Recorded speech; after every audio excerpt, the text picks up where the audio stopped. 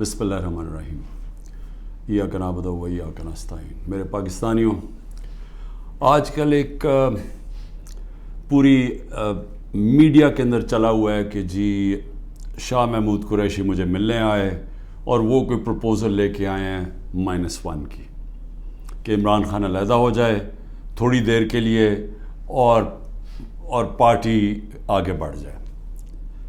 تو میں آپ سب کے لیے پہلے تو شاہ محمود کوئی اس طرح کی پروپوزل نہیں لے کے آئے، اور بات چیت ہوئی کہ ان کا جیل میں ٹائم گزرا، کس سے ملے، ہمارے کئی لوگ تھے جو ان سے ملنے آئے، تو وہ سب کی بات چیت ہوئی اور پھر آگے ہم نے کرنا کیا۔ لیکن میں آپ سب کو ذرا سمجھانا چاہتا ہوں کہ 2 طرح کی پالیٹکس ہیں، یہ آپ نے بڑا ضروری سمجھنا ہے، کیونکہ ایک پالیٹکس میں یہ -1 چلتا ہے۔ وہ کون سی پالیٹکس ہے؟ اس کو پاور پالیٹکس کہتے ہیں۔ وہ پالیٹکس ہوتی ہے اقتدار کی پالیٹکس۔ وہ پالیٹکس ہے کہ اگر عمران خان پرائم منسٹر بننا چاہے، اچھا جی ابھی اسٹیبلشمنٹ میرے سے ناراض ہے، چلو میں تھوڑا پیچھے ہو جاتا ہوں، پارٹی کو آگے کر دیتا ہوں، کوئی ڈیل کر لیتا ہوں، کوئی سمجھوتا کر لیتا ہوں، اور اس کے بعد پھر آگے جا کے دیکھیں گے کہ ابھی کسی اور کے حوالے کر دوں تو وہ اس کے بعد پھر میری باری آ جائے گی۔ اس کو پاور پالیٹکس کہتے ہیں۔ دوسری پالیٹکس ہے جو میں پالیٹکس کر رہا ہوں 27 سال سے، وہ پالیٹکس ہے جو قائد اعظم کی پالیٹکس تھی۔ وہ پالیٹکس وہ ہے جو کہ ایک مشن کی پالیٹکس ہے، کوئی وہ ذات کی پالیٹکس نہیں ہے۔ وہ پالیٹکس وہ ہے جو ہم سارے مسلمان انسپائر ہوتے ہیں ہماری نبی صلی اللہ علیہ وسلم سے، کہ انہوں نے بھی ایک مدینہ کی ریاست سنبھالی تھی، انہوں نے بھی مشکل وقت گزارا تھا، اور اس کے بعد انہوں نے دنیا کی تاریخ کا سب سے بڑا انقلاب لے کے آئے تھے۔ اور ہم تو کبھی ان کے اپنا سوچ نہیں سکتے کہ ان کے جوتوں کی مٹی کے قریب بھی ہوں، لیکن قرآن میں ہمیں حکم ہے کہ ان کی زندگی سے سیکھو، ان کی سنت سے سیکھو۔ وہ پالیٹکس بڑے مقصد کی ہے، وہ اپنی ذات سے ہٹ کے ہے، کہ میرے نبی صلی اللہ علیہ وسلم جب سارا عرب ان کے نیچے آ گیا تھا تو انہوں نے اپنا رہن سہن نہیں بدلا، وہ جدھر تھے ادھر ہی رہے، مقصد بڑا تھا۔ تو ہم تو ان سے انسپائر ہوئے ہیں۔ میں تو نہ پالیٹکس میں آتا ہی نہ کبھی، تو میں نے جو انصاف کی تحریک شروع کی تھی، یہ مدینہ، اور کہا تھا کہ اسلامی فلاحی ریاست ہمارا مقصد ہے، ہم مدینہ کی ریاست سے انسپائر ہوئے تھے، ہم ان کی سنت سے انسپائر ہوئے تھے کہ جو وہ انقلاب لے کے آئے تھے۔ اور وہ جو انصاف ہے، یہ بار بار پلیز میری بات سن لیں، انصاف، سارے اللہ کے پیغمبر اس دنیا میں انصاف کی بات کرنے آئے تھے۔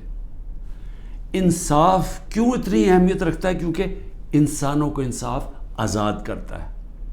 فرعون کیوں قرآن میں برا سمجھا جاتا ہے؟ انسانوں کو غلام بنایا تھا اس نے ظلم کر کے۔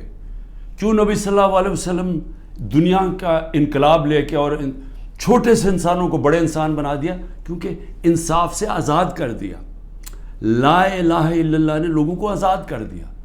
تو جو میری تحریک تھی انصاف کی، وہ اصل میں آزادی کی تحریک تھی، کیونکہ انصاف آئے گا تو لوگ آزاد ہوں گے۔ اور جو میرا سارا تجربہ تھا دنیا کا، جو مغرب کو میں نے دیکھا، تو وہاں کیوں لوگ جاتے ہیں نوکریوں کے لیے؟ کیوں وہاں خوشحالی ہے؟ کیونکہ لوگ آزاد ہیں۔ لوگ آزاد کیوں ہیں؟ کیونکہ وہاں انصاف ہے، رول آف لا ہے، حقوق کی ان کا انصاف کا نظام میرے حقوق کی حفاظت کرتا ہے۔ وہاں یہ حرکتیں نہیں ہو سکتی جو پاکستان میں ہوتی رہی ہیں۔ اور میں یہ بھی کہتا ہوں کہ میرے اپنے لوگوں کو، میں اپنی ٹیم کو بتاتا ہوں کہ اب آپ کو پتہ چلا جو ہمارے پر جب ظلم ہوا، کہ کیسے پاکستان کا کمزور طبقہ، مزدور، ہاری، کسان، جو کمزور طبقہ ہے، غریب، وہ چھابڑی والا، چھوٹے دکاندار، چھوٹے صنعت کار، یہ ہر وقت ان کو اس کا ظلم کا سامنا کرنا پڑتا ہے۔ جب وہ طاقتور کے سامنے آتے ہیں، ان کے پاس کوئی ان کی حفاظت کرنے کے لیے نہیں، ان کے تحفظ کرنے کے لیے نہیں، ان کے فنڈامنٹل رائٹس کو کوئی کسی قسم کا تحفظ نہیں۔ اور اس لیے تھانہ کچہری پٹواری کی پالیٹکس ہے، کیونکہ جو ان کا رائٹ ہے تھانہ کچہری پٹواری، وہی ان کو ادھر ظلم ہوتا ہے ان کے اوپر, ان کی زمینوں پہ قبضہ ہوتا ہے, قبضہ گروپ ہے یہاں, کیونکہ انصاف نہیں ہے. تو یہ میری ساری موومنٹ شروع ہوئی تھی تب 27 سال پہلے. یہ میری موومنٹ تب تک رہے گی جب تک میں زندہ ہوں, جب تک ہم اس ملک میں حقیقی آزادی, انصاف لے کے حقیقی آزادی نہیں لے کے آتے. اب یہ جب مجھے یہ کہتے ہیں چیزیں کہ جی وہ -1 کیسے ہوگا؟ جو آدمی ایک تحریک پہ 27 سال سے لگا ہوا ہے, ایک ملک کے اندر ایک جدوجہد کر رہا ہے, تو وہ کیا وہ ڈیلز کرے گا؟ کیا اس کو کیا چیز اس کو خریدے گی؟ بتائیں میرے ضمیر کی کیا قیمت ہے؟ کیا پرائم منسٹرشپ کی قیمت ہے کہ اگر آپ یہ کر دیں تو آپ کو پرائم منسٹر میں تو پرائم منسٹر بن چکا ہوں. اور میں نے جب پرائم منسٹر بنا, میں نے ایک بات کہی کہ اگر پھر وہ مجھے 2018 کا موقع ملتا, میں سیدھی الیکشنز پھر سے کرواتا, کیونکہ جو میں انصاف لانا چاہتا ہوں اور طاقتور کو قانون کے نیچے لانا چاہتا ہوں, وہ آئی تب سکتا ہے جب آپ کے پاس طاقت ہو. تو جب ایک کمزور ایک کولیشن گورنمنٹ, وہ کیسے اس پہ کیسے طاقت ہوگی کہ اس ملک میں انصاف قائم کرے؟ تو میں نے اس لیے بار بار میں نے کہا, میرے سے جب لوگوں نے پوچھا کہ آپ نے کیا غلطی کی, میں نے کہا میں نے غلطی یہ کی کہ مجھے شروع میں الیکشن کروا دینے چاہیے تھے, اور کمزور گورنمنٹ سے میں وہ اصلاحات جو لانا چاہتا تھا وہ نہیں لا سکتا تھا. تو اب میں آپ کو بتاؤں کہ جس طرح کی حرکتیں ہو رہی ہیں میرے لوگوں کے اوپر, میں اس لیے یہ آپ کے سامنے رکھنا چاہتا ہوں کہ آزاد معاشروں کے اندر یہ نہیں ہو سکتا. یہ صرف غلاموں کو ہوتا ہے. یہ صرف فرعون ایسی حرکتیں کرتا تھا لوگوں کے اوپر دہشت پھیلانے کے لیے, جو آج ہمارے پہ ہو رہا ہے. اور میں سارے پاکستانیوں کو کہنا چاہتا ہوں, جو اس وقت یہ پی ڈی ایم والے بھی بیٹھے ہوئے ہیں, یہ جو آپ تماشا دیکھ رہے ہیں, یہ یاد رکھیں کہ یہ آج ہمارے پہ ظلم ہو رہا ہے. یہ ظلم آپ کے اوپر بھی ہوگا جب ایک ملک کے سارے انصاف کے اداروں کو, جب ان کو استعمال کیا جاتا ہے, حکومتی اداروں کو استعمال کیا جاتا ہے ایک پارٹی کو ختم کرنے کے لیے اور ان کے لوگوں کے اوپر دہشت پھیلانے کے لیے, تو یہ سسٹم پھر جاتا نہیں ہے. یہ کوئی بھی سنبھال کے یہ سسٹم سب اس پر, اگر آج ہمارے حقوق نہیں, اگر ہمارے فنڈامنٹل رائٹس نہیں ہیں, تو یہ اب کل آپ کے بھی نہیں ہوں گے. فنڈامنٹل رائٹس تو ایک قوم کے حفاظت ہوتے ہیں نا, ان کو ہیومن رائٹس کہتے ہیں. یہ ہیومن رائٹس سارے ملک کے ہوتے ہیں. یہ نہیں ہوتا کہ ایک طبقے کے آپ ہیومن رائٹس لے لیں اور وہ طبقہ کیا ہے, ملک کی سب سے بڑی جماعت جس کا سب سے بڑا ووٹ بینک ہے, اگر آپ اس کے ہیومن رائٹس آج وائلیٹ کر رہے ہیں تو اس کا مطلب ہیومن رائٹس نہیں ہے, کیونکہ ہیومن رائٹس کو تو ایک ملک کی عدلیہ اس کی حفاظت کرتی ہے. تو ہماری عدلیہ کے تو کچھ سنتا ہی نہیں ہے. ہماری عدلیہ نے تو سپریم کورٹ کہتا ہے الیکشنز ہوں گی 14 مئی کو آئین کے مطابق, گورنمنٹ پرواہی نہیں کرتی. تو گورنمنٹ آگے کیوں الیکشن؟ یعنی یہ تو اس کا مطلب کہ اس وقت طاقت کی حکمرانی آ گئی, کیونکہ جب آپ آئین سے باہر نکل گئے تو قانون سے باہر نکل گئے, اس کے مطلب جو طاقتور چاہے وہ کرے گا, تو یہ سارے ملک کو افیکٹ کرے گا. یہ تباہی سارے ملک پہ آ رہی ہے. تو ہمارے لوگوں کو جو مجھے صرف افسوس یہ ہے کہ کوئی فرق نہیں کیا جا رہا. جو تحریک انصاف کا ہے اور جو وہ کھڑا ہو کے کہنے کے لیے تیار نہیں ہے لیڈرشپ میں سے کہ میں پارٹی چھوڑ رہا ہوں, اس کے اوپر ہر قسم کا ظلم ہو رہا ہے. ان کی بزنسز بند کر رہے ہیں, ان کے فیملیز تک پہنچ گئے ہیں, ان کے بچوں تک پہنچ گئے ہیں. ہر قسم کی بلیک میل, رات کو گھس جاتے ہیں گھروں میں, گھر تباہ کر کے رکھ دیتے ہیں, لوٹ لیتے ہیں گھر, گھروں کو ڈاکہ مارا جاتا ہے, جو ملتا ہے اس کو پکڑ کے لے جاتے ہیں. اگر وہ سارے تو چھپے ہوئے ہیں, ان کے رشتہ داروں کو پکڑ کے لے جاتے ہیں. یہ تو بدترین دنیا کی ڈکٹیٹرشپس میں, یعنی وہ نظام جن کی دنیا مثال دیتی ہے, ہٹلر کا جرمنی, سٹالن کا رشیا, سوویت یونین, یہ ان خوفناک ظلم کے نظاموں میں اس طرح کی چیزیں ہوتی تھی جو آج ہمارے اوپر ہو رہی ہیں. میرے پاس عالیہ حمزہ کی بیٹیاں ہیں, میں نے کل ان کو ملا, 3 بیٹیوں کو. 1 مہینے سے اس کو بند کیا ہوا عالیہ حمزہ. کیا اس کا قصور ہے؟ اس کا والد وہ میرے پاس آئے, انہوں نے بتایا کیسے گھر میں گھس کے انہوں نے ساری چیزیں توڑ دی, ان کی ٹی وی توڑ دیے, 2 آدمی انہوں نے لاٹھیاں پکڑی ہوئی تھی, جو چیز آئے توڑ کے چلے گئے, جو چیز 2-3 اچھی چیزیں پسند آئی اٹھا کے لے گئے. تو یہ کون سے ملک میں ہوتا ہے؟ یہ غلام ملکوں میں لوگوں کو غلام بنانے کے لیے یہ ہو رہا ہے، یہ آزاد قوموں میں نہیں ہوتا. اور یہ جس طرف ہم اب جا رہے ہیں، یہ جو ظلم کر رہے ہیں، صرف اور صرف خوف پلا کے سمجھ رہے ہیں کہ یہ پارٹی ٹوٹ جائے گی. اور کئی لوگ چلے بھی گئے ہیں. لیکن کیا اب میرے سے پوچھیں کہ کیا مجھے اس سے کوئی فرق پڑ رہا ہے؟ 150 سے اوپر کیسز کر دیے، قتل کا کیس آخری کر دیا میرے اوپر.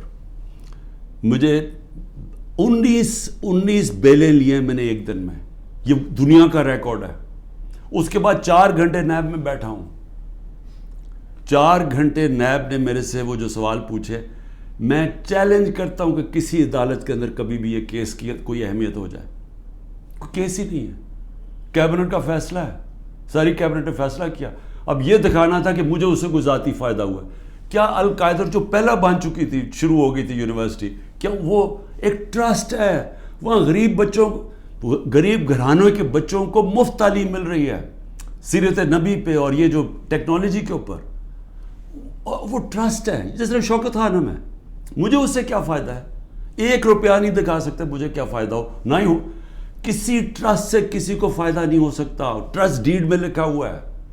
تو وہ کیسز بھی ہیں، قتل کا کیس بھی ہے. ہر روز کوئی نئے کیس آ جاتا ہے. عدالتوں کے میں چکر مار رہا ہوں، لیکن مجھے اس سے کوئی فرق نہیں پڑتا. میں ہر عدالت میں جاتا ہوں، ہر کیس میں جاتا ہوں، یہ بتانے کے لیے کہ میں قانون سے اوپر نہیں ہوں. جبکہ میرے اوپر یہ جان کے کیا جا رہا ہے، یہ مجھے خوف دلانے کے لیے کیا جا رہا ہے. میں یہ آج کہنا چاہتا ہوں کہ یا اس سے یہ سارے کیسز کریں. اور اس کیسز میں کیونکہ کسی عدالت میں کوئی سزا نہیں ہو سکتی، ملٹری کورٹس سیٹ اپ کیے ہیں. اپروور ڈھونڈے جا رہے ہیں جو کہ جی عمران خان نے ہمیں کہا تھا کہ وہ کور کمانڈر کا گھر جلاؤ. یہ کہیں گے ان میں سے کوئی اپروور آ جائیں گے، مجھے ملٹری کورٹ میں لے جائیں گے، سزا ہو جائے گی. مجھے کوئی فرق نہیں پڑے گا.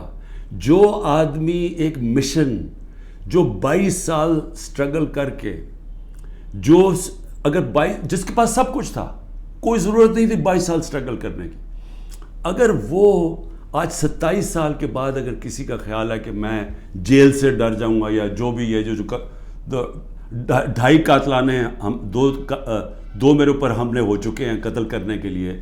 ایک مجھے وقت پہ پتہ چل گیا تو میں نے ٹی وی پہ بتا دیا کہ کیا کرنے جا رہے تھے. تو اس سے کیا فرق پڑے گا؟ جو قاتلانہ حملے سے نہیں ڈرتا تو وہ کس سے اور ڈرے گا؟ لیکن اس سے بھی زیادہ گھٹیا پان میری بہنوں تک پہنچ گئے ہیں. میری بیوی کے اوپر کیس، ٹرسٹی ہو کے اس کا وارنٹ کا، ایک ٹرسٹی کو 1 پیسہ نہیں مل سکتا کیونکہ وہ سیرت نبی میں بہت ان کی سٹڈی ہے، وہ انٹرسٹڈ تھی القادر یونیورسٹی، وہ ٹرسٹی ہے، اس کے اوپر وارنٹ نکال دیا. میری بہنوں کے اوپر میں صرف یہ بتا رہا ہوں کہ کس لیول پہ پہنچ گئے ہیں. ایک بہن کا بیٹے کے اوپر وارنٹ نکالا ہے، اس کا خنسامہ اٹھا کے لے گئے، وہ بیٹا نہیں تھا. خنسامہ جب واپس آیا وہ آئی سی یو میں 2 ہفتے سے پڑا ہوا ہے، آئی سی یو کے اندر خنسامہ. اسے پتہ ہے کیا کیا وہاں جیل کے اندر. ایک بہن اس کی بہو کے پاس پہنچ گئے کہ جی آپ کوئی جیو فینسنگ میں آپ کہیں تھی، اس کے پاس پہنچ گئے. ایک بہن اس کی زمین اس کے اوپر اینٹی کرپشن پہنچ گئی ہے. میں نے اپنی بہنوں کو ویسے کہا، میں نے کہا دیکھو ملک سے باہر چلے جاؤ. وہ تینوں کھڑی ہیں، نہیں ہم فیس کریں گے، ہم نہیں جاتے. مجھے کئی دفعہ جی عمران خان آپ ملک سے باہر، میں کیوں ملک سے باہر جاؤں گا؟ یعنی میں نے اگر کوئی کرپشن کی ہوتی تو میں بھی شاید جس طرح یہ بھاگ جاتے ہیں، جب ان کے اوپر اقتدار سے نکلتے ہیں سب باہر بھاگ جاتے ہیں کیونکہ ان کے کیسز ہوتے ہیں، باہر بھاگتے ہیں کیسز رک جاتے ہیں. میں سارے کیسز فیس کروں گا کیونکہ میں نے کوئی غلط کام نہیں کیا. مجھے پتہ ہے اللہ الحق ہے. یہ خود ہی جب یہ جو کوئٹہ کا مرڈر کیس کیا، یہ خود ہی ذلیل ہو رہے ہیں. اس میں سب کو پتہ ہے، کوئٹہ کے اندر سب کو پتہ ہے کہ ان کی دشمنی تھی. میں پھر آگے آپ کو کہوں اب آگے کیا راستہ ہے، ملک کا راستہ آگے کیا ہے. میں جو یہ ان سے بات کرتا ہوں کہ میرے سے بات چیت کرو، کوئی بات چیت نہیں کرتا. میں اپنی اسٹیبلشمنٹ آرمی چیف سے اسے کہتا ہوں کہ بات چیت کرو، کوئی بات چیت کرنے کے لیے تیار نہیں ہے. میں اپنی ذات کے لیے آپ سے بات نہیں کرنا چاہتا. مجھے آپ کچھ نہیں دے سکتے. قوم میرے ساتھ کھڑی ہے، کیا کوئی دے سکتا ہے؟ میں کوئی چور دروازے تو آنا نہیں چاہتا. اگر قوم مجھے ووٹ دے گی میں تیار ہوں, لیکن اگر قوم ووٹ نہیں دے گی تو نہیں. اللہ نے تو سب کچھ, میں وہ اللہ نے کا شکر ادا کرتا ہوں ہر وقت کا جو اس نے مجھے دیا ہے. لیکن میں بات کرنا چاہتا ہوں کہ ملک تباہی کی طرف جا رہا ہے. یہ جو بجٹ آیا ہے, اس بجٹ کے اندر ذرا آپ کو سمجھ آ جانا چاہیے کہ ہم اب کدھر ایک دلدل کے اندر دھستے جا رہے ہیں. آپ یہ سوچیں کہ فیڈرل گورنمنٹ جو سارا جب وہ پیسے دے دے گی صوبوں کو, جو 5,000 ارب روپیہ صوبوں کو جب جائے گا, تو فیڈرل گورنمنٹ کے پاس جو پیسہ بچے گا اس سے زیادہ جو ہمارا سود دینا ہے, ہم نے قرضوں کے اوپر سود دینا ہے, وہ سود اس سے زیادہ ہے. 7,300 ارب روپے کا سود دینا ہے. مشکل سے فیڈرل گورنمنٹ کے پاس بچ جائے گا 7,000 ارب سے بھی کم, تو سارا پھر ملک قرضوں پہ چلے گا. ہم نے 3.5 سال میں 18,000 ارب 18,400 ارب قرضہ لیا تھا. 18,400 ارب قرضہ 3.5 سالوں میں. انہوں نے تقریباً 15,000 ارب قرضہ ایک سال میں لے لیا. تو یہ قرضے چڑھائے جا رہے ہیں, انڈسٹری بند ہو رہی ہے. گروتھ ریٹ جو تھی جس سے دولت میں اضافہ ہوتا ہے وہ 6.1% سال پہلے تھی, آج وہ پہنچ گئی ہے 0.3 پہ. تو جو دولت ہے اس کے اندر تو کمی ہو رہی ہے, قرضے بڑھتے جا رہے ہیں. ڈالر کدھر سے آئیں گے؟ انہوں نے 25-30 ارب ڈالر ایک سال کے اندر دینے ہیں, وہ کدھر سے آئیں گے؟ تو میں آج اس لیے یہ سوال پوچھ رہا ہوں کہ کوئی تو روڈ میپ ہوگا نا. ابھی تو روڈ میپ یہ ہے کہ کسی نہ کسی طرح عمران خان کو ختم کرو, اور اگر P T I Imran Khan سے تو اس کو ختم کرو. تو ابھی تو یہ ون پوائنٹ ایجنڈا, ساری ایجنسیز, سب کچھ, سارے ملک کے ادارے وہ اسی پہ لگے ہوئے ہیں کام کرنے. لیکن میں سوال کچھ اور پوچھ رہا ہوں. میں یہ نہیں کہہ رہا کہ کریں, ہم کھڑے ہیں. اس میں سے ایک آپ یہ کرم کر رہے ہیں کہ میرے جو نظریاتی لوگ ہیں وہ نظر آنے شروع ہو گئے ہیں کہ وہ نظریاتی لوگ کون ہیں, اور وہ نظر آنا شروع ہو گئے کہ جو ہمارے ساتھ اور مقصد کے لیے آئے تھے, ان نظریے کے لیے نہیں آئے تھے. تو ایک تو آپ فائدہ کر رہے ہیں کیونکہ صرف نظریاتی پارٹی اب پاکستان کو اس دلدل سے نکال سکتی ہے. لیکن نکالے گی کیسے؟ میری آخر میں بات سن لیں, ایک ہی طرح ہم نکلیں گے. ہمیں کوئی اب باہر سے پیسے دینے کے لیے تیار نہیں ہے. ہمارے جو دوست ملک ہیں وہ بھی پیسے دینے کے لیے نہیں تیار. میرے لیے جو سب سے زیادہ شرمندگی ہوتی تھی کہ جب میں اپنے دوست ملکوں سے پیسے مانگنے گیا ملک کے لیے, کیونکہ دیوالیہ نکلا ہوا تھا ہمارا, تو اس وقت ملک ہمارے پاس تو سب سے بڑا بیرونی خسارہ چھوڑ کے گئے تھے یہ نون لیگ والے, یہ اسحاق ڈار. تو ان سے پیسہ مانگنا سب سے شرمندگی تھی. اب کیسے نکلنا ہے میں آپ کو بتاتا ہوں کیسے نکلنا ہے. اس میں ایک سورس ہے اوورسیز پاکستانی, یہ یاد رکھ لیں. بیرون ملک پاکستانی آپ کو نکالیں گے ادھر سے, اور بیرون ملک پاکستانی کیسے نکالیں گے؟ میں نے پھر سے آپ کو کہتا ہوں کہ 16,000 پاکستانی امریکن ڈاکٹرز, ان کی نیٹ ورتھ 200 ارب ڈالر ہے. ہم آئی ایم ایف سے 6 ارب ڈالر کی پیچھے ان کے منتیں کر رہے ہیں کہ کسی طرح دے دیں ہمیں. 200 ارب ڈالر ان کی ہے, یہ صرف 16,000 ہے. 1 کروڑ باہر پاکستانی بیٹھا ہوا ہے. اگر ہم کسی طرح ان کی انویسٹمنٹ لیں, وہ یا سرمایہ کاری شروع کر دیں بجائے دبئی میں کرنے میں اور دنیا میں اور ملکوں میں کر رہے ہیں, اگر وہ سرمایہ کاری شروع کر دیں, آپ یقین کریں یہ ملک اتنی تیزی سے اٹھ سکتا ہے کیونکہ ڈالر اندر آنے شروع ہوں گے, نوکریاں ملیں, اور وہ آنا شروع ہو گیا تھا. ہمارے آخری دنوں میں پیسہ اوورسیز, روشن ڈیجیٹل اکاؤنٹ کیا تھا اوورسیز پاکستان 1.5 سال کے اندر 5.5 ارب ڈالر پہنچ گیا تھا. اوورسیز پاکستانیوں نے انویسٹمنٹ پلانز بنا لیے تھے. ہماری یہ جو راوی پروجیکٹ اور یہ جو بنڈل آئلینڈ کا پروجیکٹ تھا, وہاں باہر کی کمپنیز, بڑی بڑی کمپنیز آ رہی تھیں ڈالر انویسٹ کرنے کے لیے جب انہوں نے NOC واپس لے لیا سندھ گورنمنٹ میں. دیکھیں, بچانا اس ملک کو اوورسیز پاکستانی. جب چائنا نے اور ہندوستان نے اپنی اکانومی کھولی تو اوورسیز چائنیز اور اوورسیز ہندوستانیوں نے پہلے انویسٹ کیا تھا. ہمارا بھی وہ انویسٹ کریں گے, لیکن اس کے لیے جب تک انصاف کا نظام ہم ٹھیک نہیں کریں گے, قانون کی بالادستی, رول آف لا, جب تک ہم یہ نہیں قائم کریں گے ان کا پیسہ نہیں آنے لگا.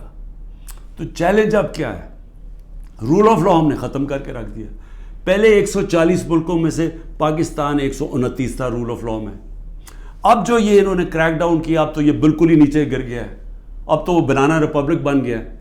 تو جب رول آف لا ہی نہیں ہے, انویسٹمنٹ کیسے آئے گی؟ انویسٹمنٹ نہیں آئے گی, دولت میں اضافہ کیسے ہوگا؟ یہاں تو اس وقت پاکستانی پیسہ باہر بھیج رہے ہیں, پاکستانی ڈالر لے کے بیٹھے ہوئے ہیں کیونکہ وہ کسی کو اعتماد ہی نہیں ہے. تو جب تک ہم اس ملک کا نظام ٹھیک نہیں کرتے, جو میں 27 سال پہلے انصاف کی تحریک لے کے نکلا تھا, رول آف لا کی تحریک, وہ جب تک اب ہم قائم نہیں کریں گے, پاکستان کے نظام کو ٹھیک نہیں کریں گے, گورننس سسٹم تب ٹھیک ہوگا, ادارے مضبوط ہوں گے. اور جب لوگوں کو اعتماد ہو جائے گا کہ ہمارے اب جب میں اپنی سرمایہ کاری کروں تو یہاں کا جو قانون ہے, جو ان کی لا انفورسمنٹ ہے, جو ان کی عدلیہ ہے, وہ میری سرمایہ کاری کی حفاظت کرے گی, میرے سے فراڈ نہیں ہونے دے گی. یہ جب تک اعتماد نہیں ہوتا پیسہ نہیں آنے لگا. اور اس کے لیے جب تک کہ حکومت نہیں آتی جو پبلک مینڈیٹ سے آئے, جس کو پبلک سپورٹ کرے, جس کو بڑا ووٹ ملے اور پبلک کی سپورٹ سے آئے, صرف وہی بڑے بڑے فیصلے کر سکتی ہے. نہیں تو ان کو تو آپ نے دیکھ ہی لیا ہے کیا کیا انہوں نے, سوائے مہنگائی کر کے, تاریخی مہنگائی 38% پہ, انہوں نے کیا کیا ہے؟ انڈسٹری بند ہو گئی ہے, بے روزگاری بڑھ گئی ہے, گروتھ ریٹ, انہوں نے اور کیا کرنا ہے؟ تو یہ جو ابھی تک تو گیم پلان میں یہی کھچڑی پکنے لگی ہے نا, آگے نئی آ گئی ہے, نئی جماعت ایک کریٹ کر دی ہے. ہم نے بھی اپنے بڑے بڑے اچھے 27 سال پرانے ہم نے لوگ وہاں بھی بھیج دیا ہیں ان کے پاس, اور ضرورت ہے تو حکم کریں ہم اور بھی بھیج دیتے ہیں. لیکن اس سے ملک ٹھیک نہیں ہونے لگا. ملک ٹھیک تب ہوگا جب ایک public mandate free and fair election کے بعد ایک مضبوط گورنمنٹ آئے گی. اور میں اپنی اسٹیبلشمنٹ کو آج پھر سے کہتا ہوں, نظر ثانی کرے, ملک تباہی کی طرف جا رہا ہے. اور جب یہ تباہی جس طرف جا رہا ہے اور IMF کی اگلی کنڈیشنز آئیں گی, جس طرح انہوں نے مصر اور سری لنکا میں انہوں نے کنڈیشن لگائی, وہ کیا ہے کہ فوج کا بجٹ کام کرو, دونوں جگہ انہوں نے کہا. تو یہ تو ہم ادھر جا رہے ہیں کہ ہم اپنی سیکیورٹی اینڈ میں کمپرومائز کریں گے. اور اگر وہ سیکیورٹی کمپرومائز ہوگی اس ملک کی, تو ہمارے جو دشمن بیٹھے ہیں وہ ملک توڑنے کے لیے تیار ہیں. تو میں اس لیے آپ کو کہہ رہا ہوں, مجھے کوئی ریلیف نہیں چاہیے, مجھے کوئی آپ کی مدد نہیں چاہیے, میں کوئی مجھے یہ سمجھے کہ یہ جو سارا کچھ ہو رہا ہے انتقامی کارروائی, مجھے چھوڑے میری بہنیں باہر جانے کے لیے نہیں تیار. وہ تو عورتوں کے اوپر تو کبھی اس ملک میں ایسے نہیں ہوا, لیکن ملک نیچے جا رہا ہے. اور اس لیے وقت کم ہے.